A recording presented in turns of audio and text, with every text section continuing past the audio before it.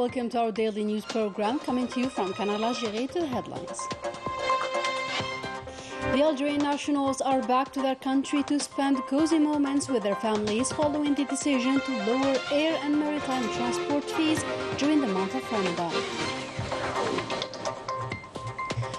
Morocco is once again castigated for violating human rights in Western Sahara, according to a recent report released by a U.S. State Department.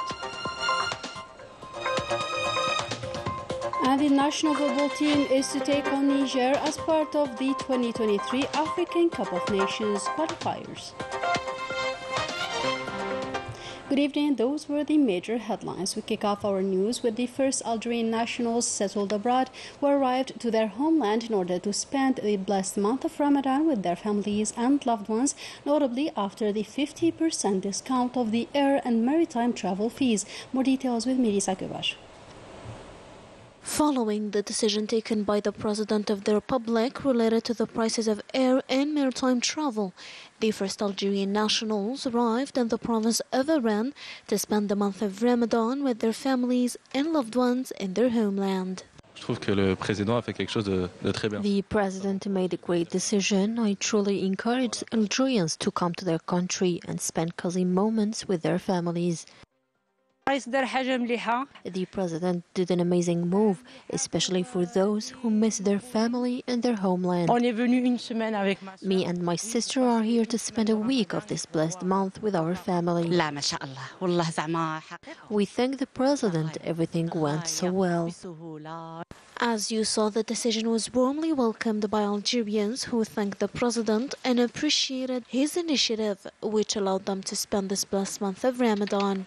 It is worth recalling that the prices discount goes on till April 23rd. During this month of Ramadan, the vegetable oil production is 3 times over the national demand.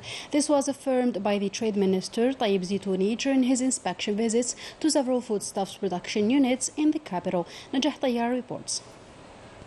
In Tiqsirain local market in Algiers, a huge customers' flow is witnessed during these first days of Ramadan. Most come to buy vegetable oil and milk. All the other necessary products are available in fine quantities and with reasonable prices. Milk is available here and also in Ain al-Banyan. Vegetable oil was and still available with the original prices. Meat here is an unaffordable price for everyone, such as fillet that is at 1,500 dinars. And to meet the people's needs and basic products during the whole month of Ramadan, the Trade Minister visited Al-Mahrousa and other factories where he affirmed that these products are available and with doubled quantities. The products are available. We have a stock of basic products as well. Today we decided to visit these production units to inspect the production procedure and to confirm the product's availability. A new strategy has been launched to guarantee that the wide consumption products are reachable, lower the prices, and fight the speculation, especially during this blessed month. In other news, and as part of the Algerian-Indian military cooperation, the Indian patrol ship INS Subida docked on Sunday at the port of Algiers for a 4-day period. At the naval base of Algiers belonging to the 1st Military Region, the commander of the Indian patrol ship, accompanied by the Indian ambassador to Algeria, made a courtesy visit to the general commander of the Central Maritime Facade. During this stopover, a sea exercise type PAS-6 will be carried out between the tugboat El Munjid 701 belonging to the Algerian Naval Forces and the patrol boat INS Sumida of the Indian Naval Forces. This exercise aims at strengthening and developing the joint operational partnership between the naval forces of the two countries. In another context, the diplomatic failures of Morocco continue, and its thesis on the broad autonomy of the Sahrawi Arab Democratic Republic lands within the framework of the Moroccan sovereignty, which is worn out. A recent report from a U.S. State Department on the situation of human rights in Morocco termed the Polisario Front as a liberation movement. Ines Kilo reports. The U.S. State Department destroys the lies of the Mahsen. On a report released by a U.S. State Department on the situation of human rights in Morocco in 2022, considering the Polisario Front as a liberation movement, a document that puts Morocco in straits and broke the silence of Rabat, always trying to present the Polisario as a group and a separatist organization.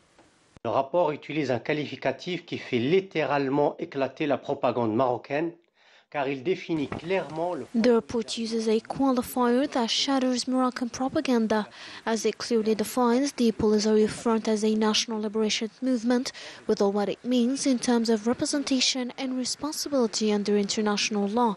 And logically, if the Polisario Front is a liberation movement, Morocco is really an occupying force. L'occupation marocaine. The U.S. Department report was highly critical of the many human rights violations, a report that contrasted with many others few years earlier, which were tolerant with Morocco.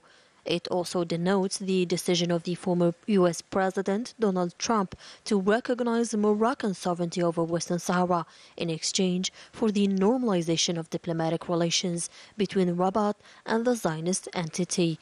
On the part of the White House, Joe Biden froze the decision to open an American consulate in Dakhla. The report also referred to the case of Western Saharan independence demonstrators who were abused and suffered violence for their unconditional release. Les Américains considèrent que le territoire sahraoui... The Americans consider that the Sahrawi territory is a territory sealed off by the occupying forces. And for me, the closure of the lands imposed by the Mahsen is still the only way that allows it to commit their crimes in secret, which are accurately described in the report of the U.S. State Department. The report talked about torture, unfair trials, and enforced disappearances of Sahrawis. Disparition forcée subie par les Sahrawis. Moreover, the document indicated that the Polisario Front is a liberation movement and that Western Sahara is a land under occupation, and that the only framework for settling this issue, going on since 1975, is a referendum to self-determination for the Sahrawi people in accordance with the decisions of the United Nations and African Union. In the Sahrawi file and during the Iberian-American summit attended by the Spanish king and the Prime Minister, the Colombian President Gustavo Petro called on to grant Western Sahara the status of an observer member at the summit in view of the deeply rooted relations binding Western Sahara with this coalition. It is worth recalling that Gustavo Petro's request comes 1 year after Pedro Sanchez's government shift regarding Spain's traditional position regarding Western Sahara.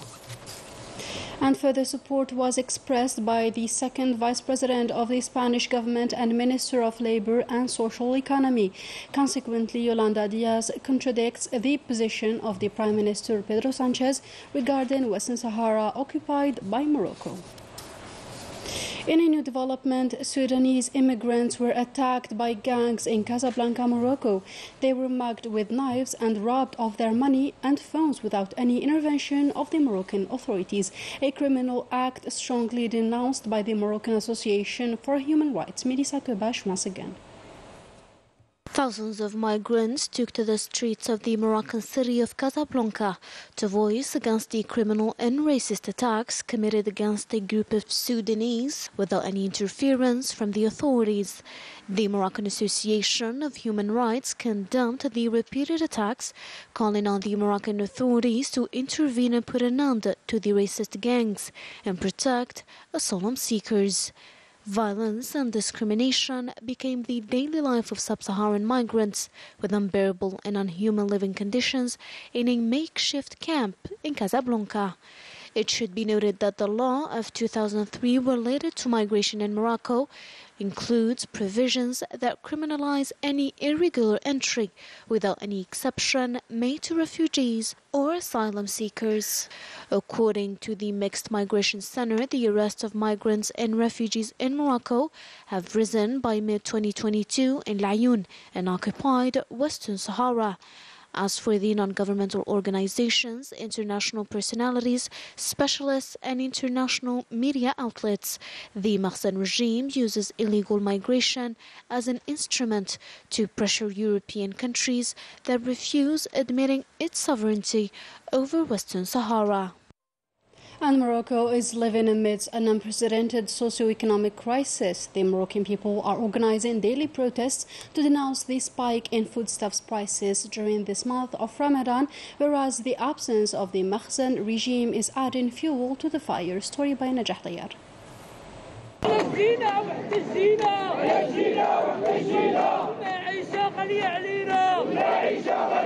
The socio-economic crisis continues to worsen in Morocco. Demonstrations denouncing the daily precariousness in which Moroccans live. The demonstrators demand an end to the impoverishment policy led by the Makhzen, a regime that enriches itself on the most vulnerable's expenses and ignores all the people's demands. The Moroccan government must find a solution or leave. It must not ignore its responsibility towards this prices increase. We are government employees and we can't even afford basic products. We can't even finish the month without loans. Moroccans are plunged into extreme poverty, deepened with the increase in the unemployment rate and the high living expenses. The poorest can no longer even obtain basic foodstuffs such as vegetables. Everything is super expensive for us, and the issue is that they are even poorer. Even tomatoes and onions are not affordable anymore. What we are living is really unacceptable, and we don't even have jobs. Everything is really expensive. With these circumstances, we cannot live. We are being brutally oppressed. Potatoes are 6,000 and everything is expensive.